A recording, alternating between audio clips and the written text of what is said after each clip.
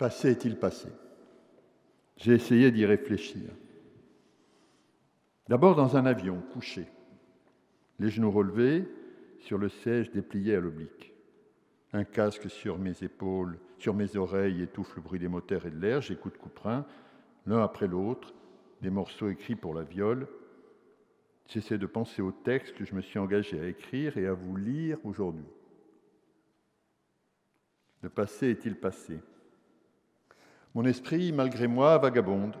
L'image d'un film, le souvenir d'une émission de radio il y a plus de 50 ans, quoi d'autre encore? Les idées qui me viennent sont aussi mobiles et peureuses que des têtards dans une mare. Je n'en saisis pas une. Je viens de lire que la mesure de la polarisation, du rayonnement diffus cosmologique va nous apprendre des choses nouvelles sur les premiers instants de l'univers. Et comme souvent pour moi, la fascination l'emporte sur l'entendement. S'il y a un passé, c'est bien celui-là. Un peu plus loin dans le même magazine se trouve un article sur la mémoire épisodique des singes, un autre encore sur les faux souvenirs de la souris.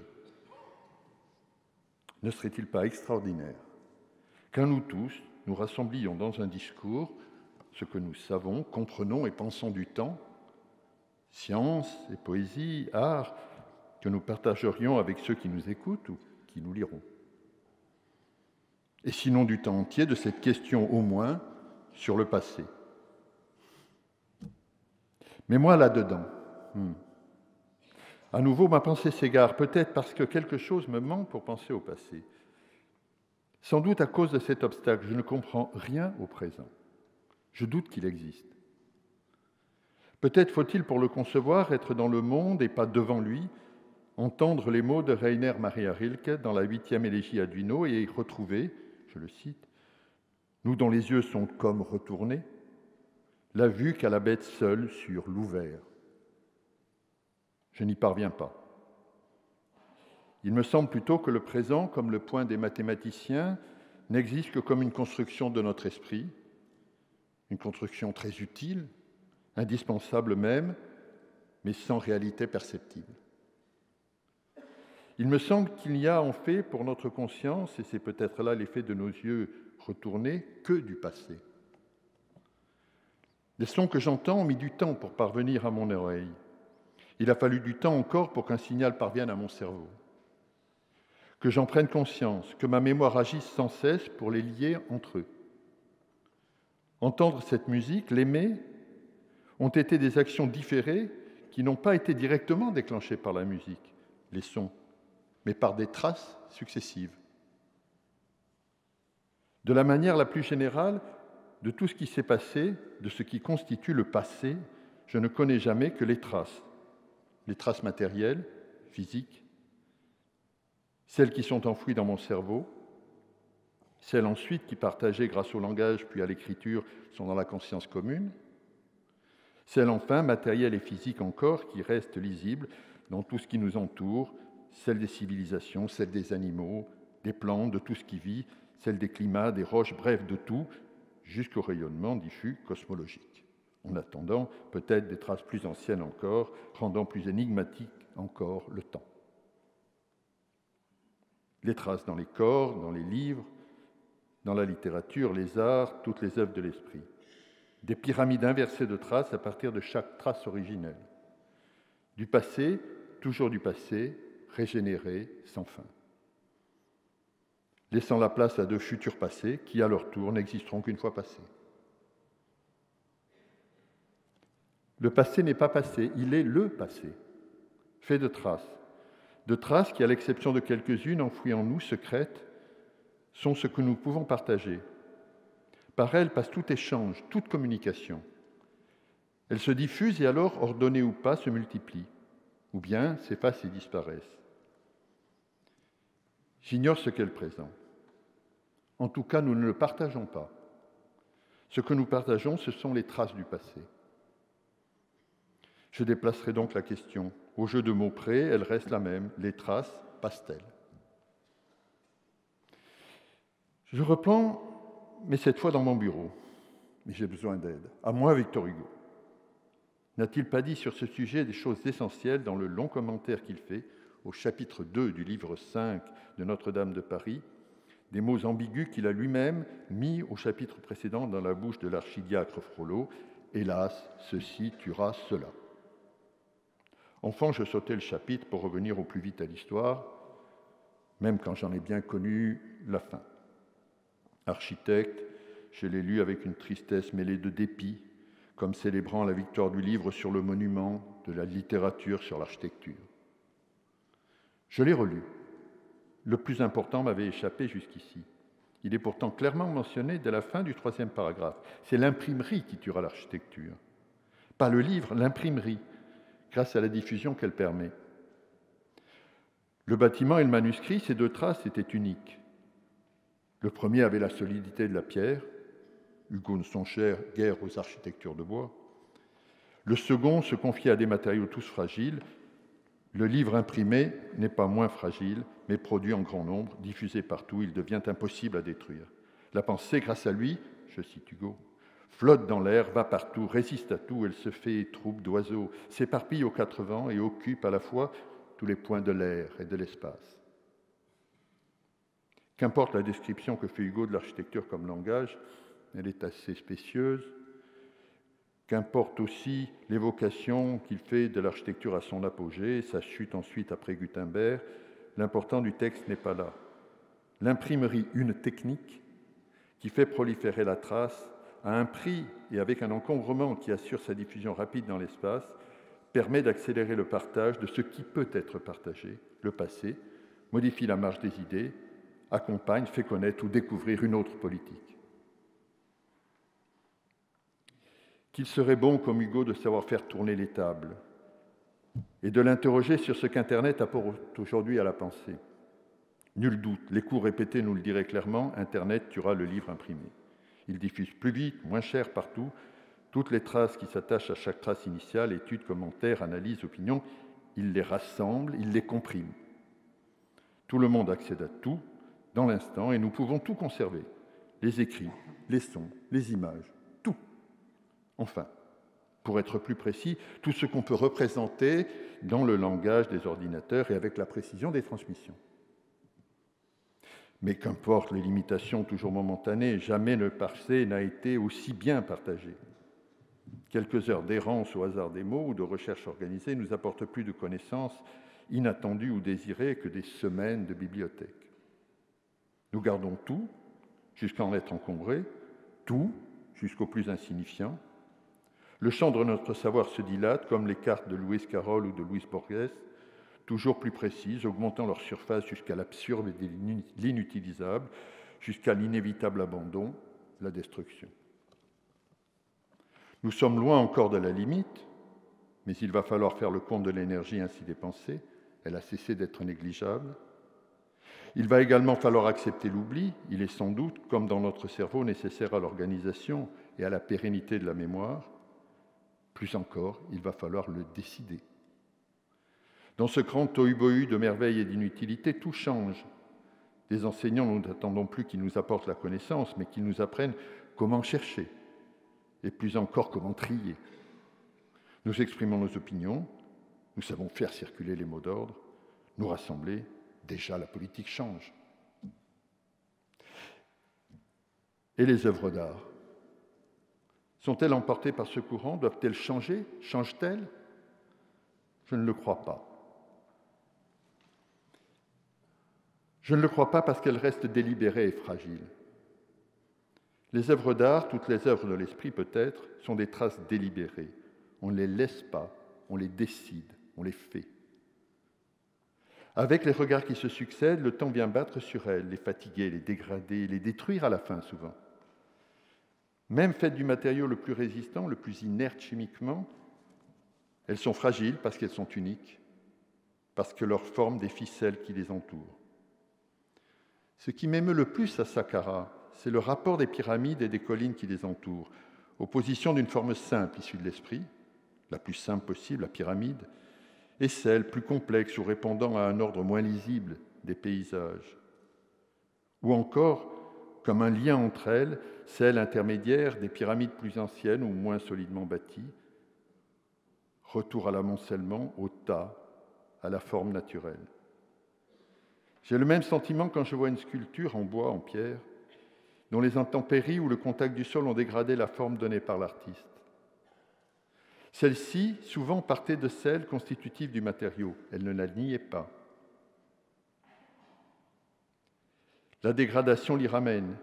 Et parfois, l'œuvre qui se dégrade ainsi, selon son propre fil, devient telle, dans sa fragilité respectée, la trace la plus émouvante, celle que l'on charge le plus de sens. La peinture, la gravure, la sculpture sont délibérément fragiles parce qu'elles sont uniques, ou que leur édition est limitée. Victor Hugo le dit, il suffit d'un peu d'explosif pour défigurer les plus solides. Ceux qui s'en prennent au Sphinx et au Bouddha le savent bien. La photographie et le film le sont aussi, et l'architecture toujours davantage, mais d'une autre manière. Parce que les techniques auxquelles elles ont recours sont de plus en plus élaborées. Pour m'en tenir ici à l'architecture, il est clair que les bâtiments modernes, même construits avec le plus grand soin et des connaissances bien supérieures, sont plus fragiles que ceux d'il y a 500 ans, parce qu'ils utilisent toujours en plus grand nombre des équipements de durée courte, dont la conception change, et des matériaux industriels dont la fabrication ne peut pas être reprise pour de petites quantités. Avec d'autres outils, un tour de main différent peut-être, il est encore facile de changer des pierres abîmées d'une façade. Il est impossible de relancer la fabrication d'un produit industriel abandonné. Le choix sera de plus en plus souvent de démolir ou de reconstruire en partie autrement. La trace originelle sera perdue, une autre prendra sa place, sincère dans son intention, mais différente. Les conservateurs en sont bien conscients. C'est la grande force des livres qu'on retrouve dans une décharge le dernier exemplaire d'un livre, souillé, déchiré, à peine encore lisible. On pourra l'éditer à nouveau sans que rien d'essentiel ne se perde, sinon pour un bibliophile. Mais dans sa faiblesse, l'œuvre originale, unique, puise une force singulière. À travers le temps, les regards de l'auteur et du spectateur s'y succèdent. C'est Sacha Guitry qui me l'a fait comprendre à sa manière. Il avait une émission de radio le dimanche soir, ce devait être dans les années 50, dans lequel il parlait de beaucoup de choses, et souvent de lui.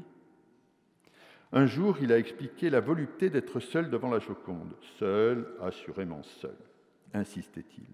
Volupté qu'aucune œuvre de la littérature ne pourrait jamais lui procurer, puisqu'il ne pourrait jamais savoir combien, en même temps que lui, partager la beauté d'un texte de Shakespeare ou de Racine. Pour moi, qui ne connaissais la peinture que par les reproductions des éditions Schira, c'était un propos à la limite de l'indécence. Il ne révélait que l'égotisme de son auteur. Et pourtant, il avait raison. C'est de leur fragilité souvent extrême que ces traces délibérément uniques que sont beaucoup des œuvres d'art tirent leur force. Je vois d'ailleurs dans les installations temporaires, dans les œuvres comme celle de Christo ou de Galwafy, qui sont éphémères, une volonté d'accepter la fragilité en devançant le moment de la destruction et de la disparition de l'œuvre, qui s'assimile alors à un spectacle, mais à une autre échelle du temps. Cette volonté ne va cependant pas, le plus souvent, jusqu'à l'oubli. Au-delà des mémoires individuelles, l'œuvre persiste grâce à des traces matérielles secondaires, dessins préparatoires, photos, vidéos, textes qui attestent de sa nature matérielle disparue et peut, même si ce n'était pas le but poursuivi, s'intégrer ainsi au marché de l'art. On me pardonnera de ne rien dire de la musique. Longtemps, elle n'a pas eu de trace première. Puis est venue la notation et sa complexité croissante, mais qui ne dictait pas l'interprétation. Que peut-on dire aujourd'hui? Qu'elle est créée, enregistrée, restituée grâce à des techniques toujours plus élaborées. Sa diffusion sans obstacle donne-t-elle à sa fragilité une force semblable à celle du livre? D'autres le diront, je suis trop ignorant. Je ne m'étendrai pas davantage à parler des espaces réputés infinis de la virtualité. La promesse toujours réitérée d'un art nouveau qui combinerait, qui assimilerait tous les autres. Comment parviendra-t-il à vaincre ce paradoxe, vouloir se détacher de toute matérialité, quand il ne peut être partagé que par le recours à des traces qui, elles, sont toutes matérielles? C'est dans le train que je poursuis. Montaigne m'en a excusé d'avance qu'il ait la pensée au mouvement. Le passé est-il passé? Les artistes et d'une manière plus générale, les créateurs se posent-ils cette question quand ils travaillent?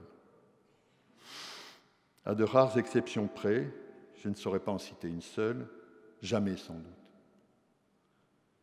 Leur seul désir est d'ajouter quelque chose de nouveau, au minimum de poursuivre, ou bien mieux, de tout renouveler. Évidemment pas. Pour autant, le passé est-il sans influence sur la création? Évidemment pas.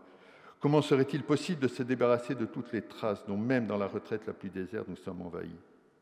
Fuir privé de repères, comment le ferait-on? Le passé, prison qu'il faut fuir, ou grand travail collectif qu'il faut poursuivre, en dépit de toutes les dénégations, influence la création. Mais les rapports qu'ils ont entre eux sont si divers, si cachés souvent, si secrets et si délibérément méconnus que je ne me hasarderai pas à tenter de les décrire.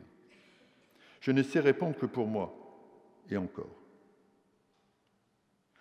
Je ne le fais que si j'y suis contraint, soit ce qui est rare parce que j'ai à faire un projet dans un site ancien en France, soit ce qui est beaucoup plus fréquent quand je travaille hors de France et qu'on me demande en quoi le projet que je propose se réfère à l'héritage de la culture locale. La question est bien souvent polémique. Elle est la même ici ou là. Elle se transpose aisément terme à terme. Un Chinois peut-il construire une pyramide de verre au centre du Louvre? Un Français, une bulle de titane au centre de Pékin. Il ne connaît pas notre culture, il ignore tout de notre passé. Il est trop aisé, trop sommaire surtout de répondre que les Français ne portent plus de perruques et de rubans et les Chinois n'ont plus de nattes. Mais que répondre? Que j'adopte toujours la même attitude. Du passé, je me sens toujours imprégné, où que je sois. Ces traces sont partout. J'ai avec lui la relation que j'ai toujours espérée, que j'ai pu avoir parfois, avec ceux que j'ai acceptés comme mes maîtres. Tantôt je m'abandonne et tantôt je résiste. Mais jamais tout à fait et toujours librement, sans système. Je suis un cueilleur, pas un cultivateur.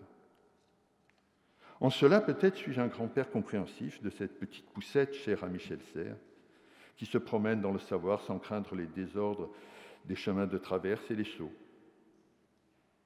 Les traces du passé sont des abris, des refuges, si on donne à ce mot le sens que lui donnent les alpinistes, mais en récusant aussitôt ce qu'on associe alors la connaissance du but et le parcours en groupe. Dans ce cheminement solitaire qui est le mien, concomitant à tant d'autres, le mouvement qui sous-tend la question aujourd'hui s'inverse. Ce n'est pas le passé qui passe, c'est nous qui passons à travers lui. Comme l'eau, le thé ou les fibres du tissu, la teinture, il nous colore. De nos promenades, nous revenons tout bariolés. Certaines couleurs restent, d'autres s'effacent. À la fin, notre cerveau, le mien, ressemble, je crois, à une serpillière, ou pour employer les mots plus insolites de nos voisins belges, une loque à reloqueter. Il est usé, troué, chargé de traces, de fragments rassemblés par le hasard et le désir. C'est ce cerveau-là qui a sans doute plus rassemblé qu'inventé, qui fait de l'architecture ou qui écrit quand, longtemps attendu, imprévisible, une pulsion y prend naissance, laisse une trace qui se développera en un projet, mais au prix des hasards et des efforts d'un long travail. Un projet pour ce lieu et pour ce moment. L'avion, mon bureau, le train, de toutes mes notes désordonnées, j'aurais attiré une sorte d'ordre, de discours. J'ai bien peur de mal y parvenir.